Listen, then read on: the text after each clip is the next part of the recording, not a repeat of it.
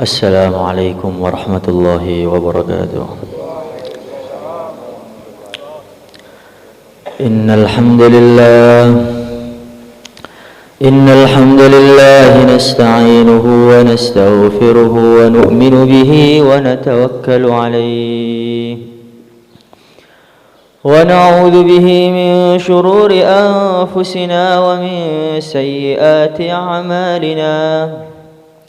من يهده الله فلا مضل له ومن يضلله فلا هادي له. أشهد أن لا إله إلا الله وحده لا شريك له، وأشهد أن سيدنا ومولانا وحبيبنا محمدا عبده ورسوله.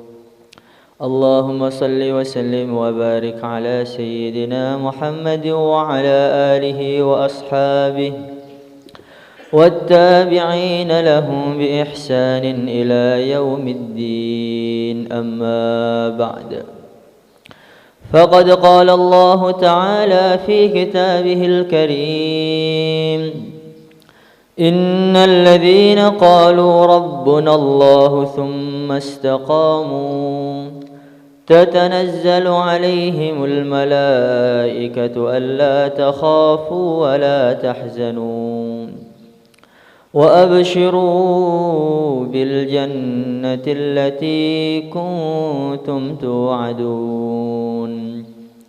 نحن أولياؤكم في الحياة الدنيا وفي الآخرة، ولكم فيها ما تشتهي أنفسكم ولكم فيها ما تدعون. نزلا من غفور رحيم. ومن أحسن قولا ممن دعا إلى الله وعمل صالحا وقال إنني من المسلمين. Para hadirin yang dimuliakan oleh Allah Subhanahu wa taala, agar amalan kita ini ada harganya, ada nilainya di sisi Allah Subhanahu wa taala, maka dalam setiap amal kita tanamkan keagungan Allah Subhanahu wa taala. Dalam setiap amal kita tanamkan keesaan, kehebatan Allah Subhanahu wa taala. Baru amalan kita ini akan ada bobotnya, akan ada nilainya di sisi Allah Subhanahu wa taala. Karena sudah menjadi fitrahnya manusia ini, dia ini akan sungguh-sungguh di dalam amal, akan menghargai amal tadi ketika dia ini mengetahui kehebatan yang memerintahkan amal tersebut. Kalau kita subuh-subuh seperti ini, kemudian dibangunkan oleh teman kita, dibangunkan oleh saudara kita, maka kita ini akan malas-malas untuk bangun. Karena kita tahu dia ini saudara saya, dia ini teman saya, umurnya sama dengan saya, tingkatannya sama dengan saya. Tapi kalau subuh-subuh seperti ini kita dibangunkan oleh orang tua kita, "Nak, bangun, ambilkan air untuk ayah." Mungkin kita ini akan lebih semangat untuk mengerjakan perintah tadi, karena kita tahu ini orang tua saya yang membiayai saya, yang menafkahi saya, yang memikirkan saya, begitu banyak jasanya kepada saya. Tapi kalau pagi-pagi seperti ini tiba-tiba kita dapat surat dari Jakarta sana, "Tuan, nanti besok pada hari Selasa ditunggu oleh Pak Presiden di Istana Presiden." Ketika kita membaca surat tadi, maka hati kita langsung bergetar. Ngantuk-ngantuk hilang semua, capek linu sembuh semuanya. Karena kita tahu ini yang memanggil saya ini bukan orang biasa. Yang memanggil saya itu pimpinan satu negara. Maka langsung dia bingung. Dia bertanya ke sana kemari, nanti apa yang harus saya katakan dengan presiden.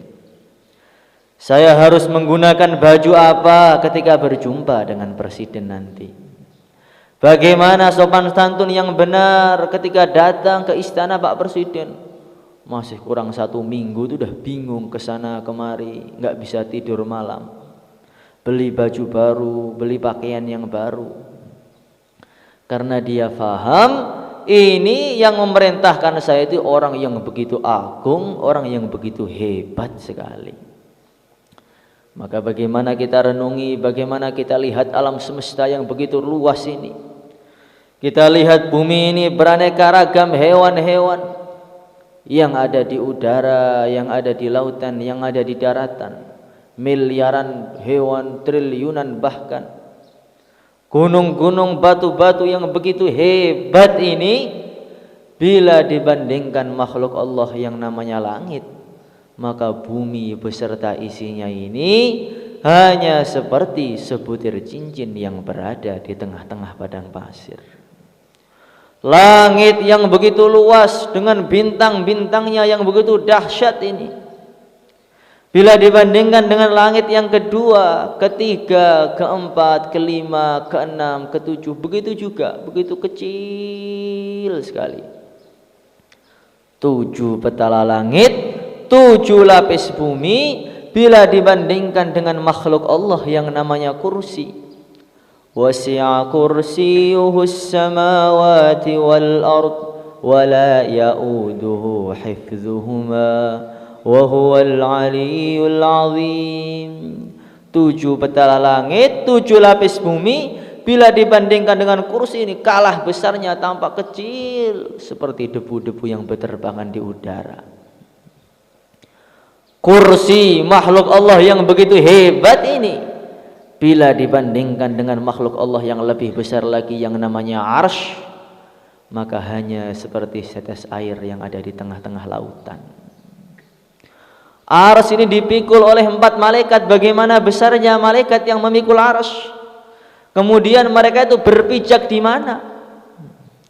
Kalau kita renungi bagaimana keagungan Allah, kehebatan Allah ini, maka mendengar panggilan Allah, hayya 'alas shalah, hati itu bergetar, semua ditinggalkan, langsung berangkat ke masjid, meninggalkan seluruh urusannya.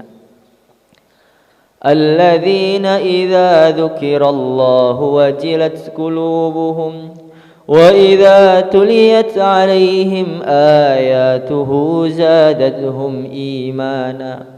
Orang-orang yang ketika mendengar nama Allah, hati mereka bergetar. Ini siapa ini? Ini orang-orang yang betul-betul mengenal keagungan, kehebatan, ketinggian Allah Subhanahu wa ta'ala. Kenapa kita ini mendengar nama Allah, hati kita tidak bergetar? Mendengar nama Allah, hati kita biasa-biasa saja. Mendengar nama Allah bahkan pura-pura tidak dengar.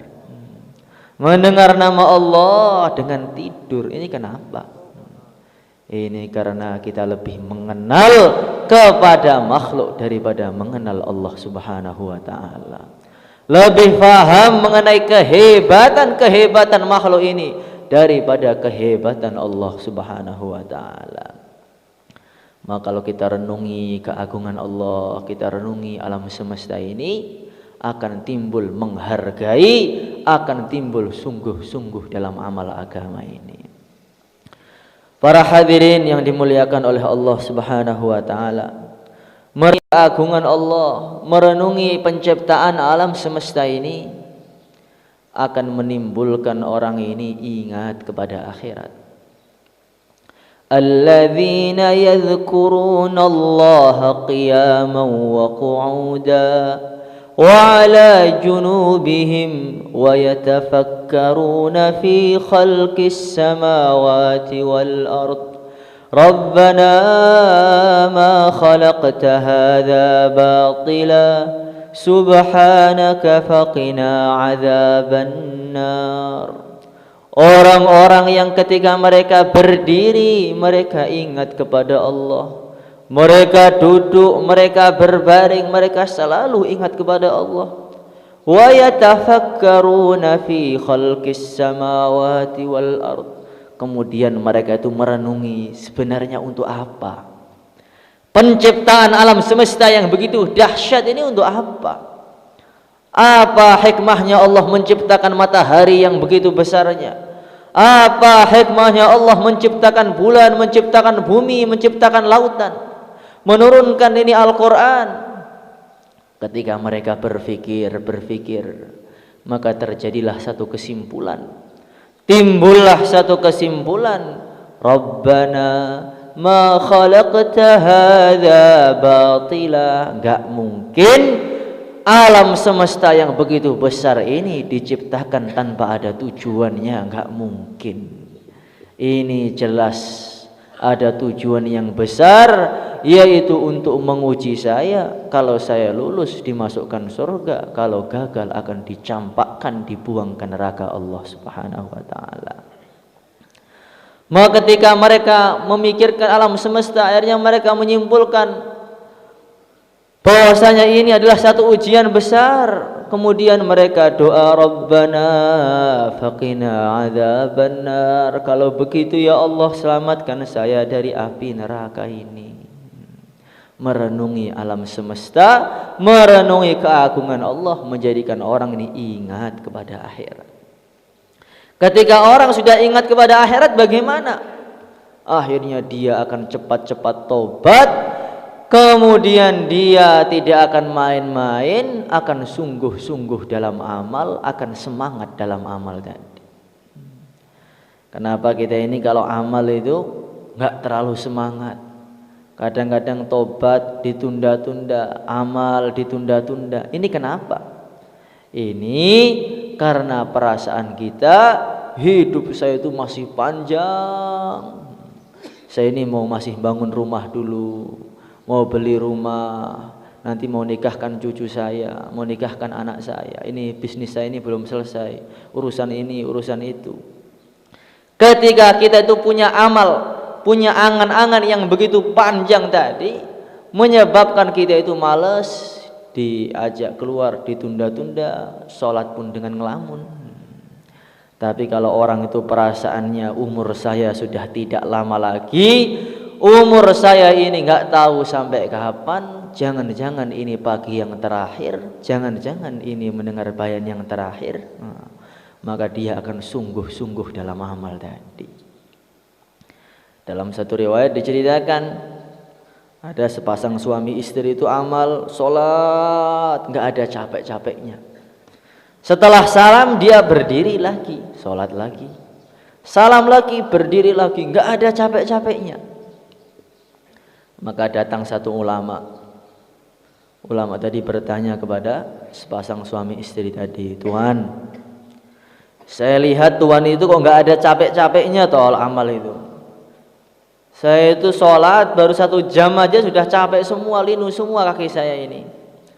Tuhan tuh saya lihat semalam suntuk sholat, nangis, pagi puasa itu nggak capek, itu apa resepnya ini? Maka dia mengatakan, Nak, saya ini adalah sepasang suami istri. Dulu kami ini pengantin baru. Ketika malam pertama, saya itu mengatakan kepada istri saya, wahai istriku, ini malam saya dengan kamu yang pertama. Tapi saya ini khawatir jangan-jangan ini malam kita terakhir di atas muka bumi. Maka bagaimana kalau malam pertama kita tunda saja, malam ini kita sholat sampai subuh aja, biar kita nggak rugi. Oh cocok itu Pak. Akhirnya malam sholat sampai subuh. Setelah subuh suaminya mengatakan, jangan-jangan pagi ini pagi yang terakhir, bagaimana kalau kita puasa aja hari ini? Akhirnya mereka puasa. Malamnya gitu lagi, paginya sampai bertahun-tahun nggak terasa, karena punya perasaan hari itu adalah hari terakhir hidup di atas muka bumi ini. Kalau orang mengingat akhirat, merasa dirinya tidak akan lama di atas muka bumi ini, maka dia tidak akan sekali-kali berani nunda-nunda amal. Kalau dia mengingat akhirat, dia tidak akan mungkin menyia-nyiakan waktu dia. Para ulama menggambarkan, jadi bayangkan nanti di akhirat itu Seumpama umur kita ini 50 tahun sekarang. Nanti oleh Allah Subhanahu wa taala akan diberikan kepada kita ini ada 50 gudang besar. Yang dalam setiap 50 gudang tadi, di dalamnya ini ada 360 lemari besar. Yang setiap lemari tadi ada 24 rak-rak kecil. Dan oleh Allah diperintahkan itu kamu buka itu gudang-gudang kamu. 50 gudang besar tadi adalah setiap satu gudang adalah umur kita selama 1 tahun itu. Di dalam 1 tahun tadi ada 360 lemari-lemari. Di dalam satu lemari ada rak-rak kecil, yaitu 24 jam yang kita lakukan tadi. Coba kamu buka, bagaimana hasil dulu isinya lemari-lemari kamu itu. Kita buka tadi jam 5 subuh. Tiba-tiba keluar cahaya yang begitu hebat. Masya Allah, ini jam 5 subuh yang kamu gunakan ketika itu untuk amal mendengarkan bayan. Kemudian dia buka jam 6 tadi. Tiba-tiba ada kegelapan yang begitu mengerikan sekali. Apa ini? Oh, itu maksiat-maksiat yang kamu lakukan ketika jam 6. Dibuka jam 7, gak ada isinya. Kenapa jam 7 gak ada isinya ini? Itu kamu tidur. Kamu gak ada amal. Jam 8 dibuka lagi, jam 9 dibuka lagi, kosong. Sekarang dari 24 jam 20 rak tadi, sudah berapa rak yang ada isinya nur tadi? Dari umur kita yang sudah lewat selama 25 tahun, sudah berapa yang kosong, berapa yang terisi, dan berapa yang dipenuhi dengan kegelapan? Kalau kita renungi ini, oh bahaya betul ini. 1 jam saja bisa membahayakan. 1 nafas saja kalau nggak saya gunakan untuk agama ini bisa menjadi penyesalan selama-lamanya. Tapi 1 nafas digunakan untuk berzikir bisa digunakan untuk membeli surga Allah Subhanahu wa taala. Laisa yatahassaru ahlul jannah illa ala sa'atin marrat bihim wa lam yadhkurullaha ta'ala fiha. Tidaklah ahli surga nanti ketika di surga itu menyesal kecuali waktu-waktu yang terlewat sedangkan dia tidak zikir kepada Allah dalam waktu-waktu tersebut. Maka para ulama itu mengatakan setiap pagi kita ini, kalau orang itu sedang berdagang, dia itu punya modal, kemudian dia itu mau menyerahkan modal itu kepada temannya supaya temannya tadi menjalankan modal tadi untuk berdagang.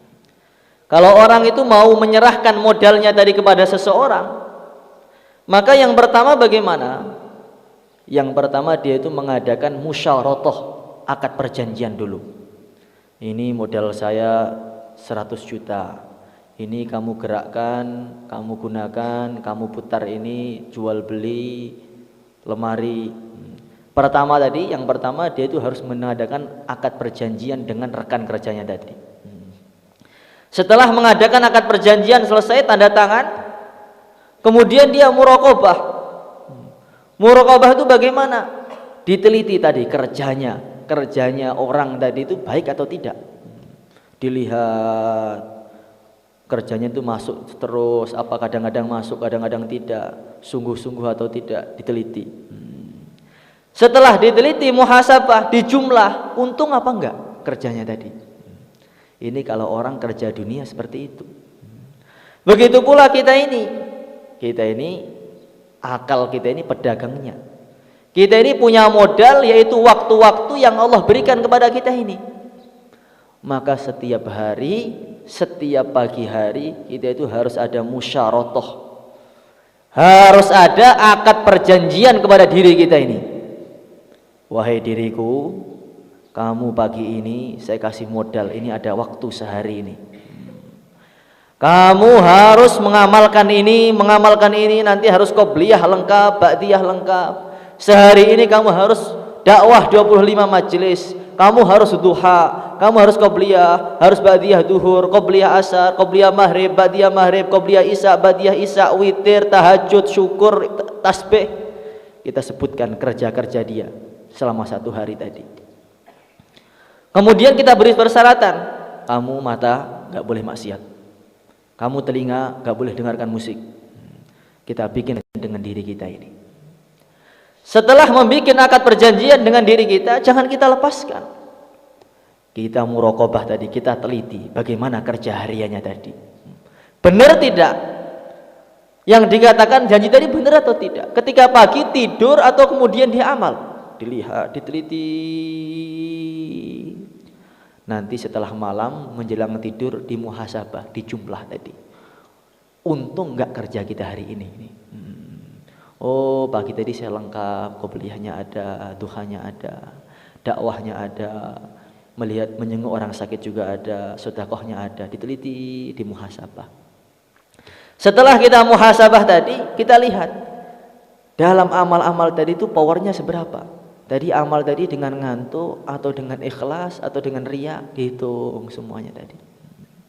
Setelah dihitung, oh ternyata hari ini saya rugi. Seumpama saya mati hari ini masih neraka ini. Jadi kita muhasabah itu berapa? Setiap hari dimuhasabah terus. Bikin akad perjanjian baru, diteliti lagi, kemudian kita muhasabah lagi, kita simpulkan hari ini saya rugi, hari ini saya untung. Kalau rugi nanti dihukum tubuhnya. Oh, kamu kemarin main-main, besok harus puasa kamu. Maka dulu ulama ada yang jalan. Ketika jalan dia melihat satu gedung besar. Maka dia itu mengatakan, "Mudkam buniyat hadhihi." Ini gedung ini besar sekali. Berapa ya biaya untuk membangun gedung ini? Kapan ya dibangun gedung ini? Maka dia mengatakan, "Ya nafsi al-ghururah tas'alina amma la ta'ni." Wahai diriku yang tertipu, kenapa kamu berbicara perkara yang enggak ada faedahnya untuk kamu? Kenapa kamu tanya-tanya gedung itu? Apa faedahnya untuk kamu itu? Pokoknya mulai besok akan saya hukum diri saya puasa 1 tahun. Gara-gara keceplosan ngomong ini gedung ini biaya pembangunannya berapa? Keceplosan ngomong seperti itu loh, sudah dihukum puasa 1 tahun. Para ulama mengatakan kalau kita ini muhasabah terus setiap hari, bikin akad perjanjian dengan diri kita setiap hari, kita teliti setiap hari, kalau salah kita hukum setiap hari. Nanti kita ini hidup itu akan ada mutunya, ketika di akhirat akan gembira. Tapi kalau yang penting sholat ya sholat, kadang-kadang sholat, kadang-kadang tidak, kadang-kadang amal, kadang-kadang tidak, enggak terasa sudah berjalan 50 tahun, sudah berjalan 60 tahun, ternyata umur-umur yang terlewat hanya terbuai, enggak ada isinya apa-apa. Sehingga ketika di akhirat melihat orang-orang soleh membawa amal-amal yang banyak, Imam Syafi'i, Imam Hambali, Imam Ahmad ibnu Hanbal, ketika itu nadim ta'ala annaka laisa kamithlihi wa annaka lam tarsid kama kana arsada idza anta lam tarhal bizadim minat tuqa wa laqaita ba'dal mauti man qad tazawwada. Kalau kita ini tidak sungguh-sungguh untuk mencari bekal ketakwaan ini, walaqaita ba'dal mauti man qad tazawwada, ternyata di akhirat kita berjumpa dengan para ulama, berjumpa dengan teman-teman kita yang pahalanya itu begitu banyak sekali. Ada orang yang dakwah 4 bulan, ada yang setahun bawa pahala 1 gunung, 2 gunung, sedunia pahalanya. Nadim ta'ala annaka laisa kamithlihi, nanti kita akan menyesal kenapa saya tidak bisa seperti mereka. Wa annaka lam tarsid kama kana arsada, kenapa dulu saya tidak berbuat seperti perbuatan mereka? Kenapa dulu ketika orang-orang berdiri untuk taskil saya ketika itu duduk saja? Kenapa ketika orang-orang bangun untuk tahajud ketika itu saya merem saja? Akhirnya sekarang mereka akan tersenyum-senyum melihat pahala mereka, saya akan sedih di akhirat ini. Maka pagi hari ini kita bikin akad perjanjian. Sekarang saya ini harus lakukan amal, kita hitung 24 jam ini. Tanpa terasa kadang-kadang kalau 24 jam itu kita hitung tidurnya, kerjanya, main-mainnya. Ini kadang-kadang amal itu sehari cuma 4 jam, 5 jam. Akhirnya 24 jam gak ada faedahnya, hanya ada 4 jam yang ada amalnya, itu pun sambil ngantuk lagi. Masya Allah. Maka bagaimana sekarang ini kita perbarui niat kita, akad perjanjian baru dengan diri kita ini. Kita sekarang berdiri untuk meluangkan waktu 4 bulan 40 hari. Berapa hari lagi? Berapa hari saja? Sisa masa tambah masa. Silakan berdiri.